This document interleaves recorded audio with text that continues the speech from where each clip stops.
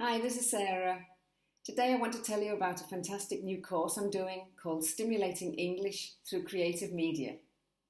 As it sounds, this course will give you ideas how to use different forms of digital media to stimulate English in the classroom. Digital tools and social media are here to stay and are part of our everyday life, especially for teenagers. This course has been designed to add variation to your teaching by integrating digital media at the same time stimulating the language skills. I've designed this course for the 11 to 17-year-olds. Throughout the day, we're going to be working with multimodal texts, sound, music, pictures, film, and YouTube videos.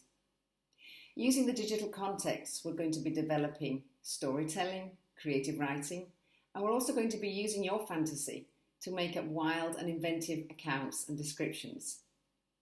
As teachers, you don't have to be experts to use digital media in our teaching. I'm certainly not. And our pupils often know much more than we do. But I will show you simple and effective ways of stimulating your students' English, using the media many of them understand already. I look forward to seeing you soon. Bye-bye for now.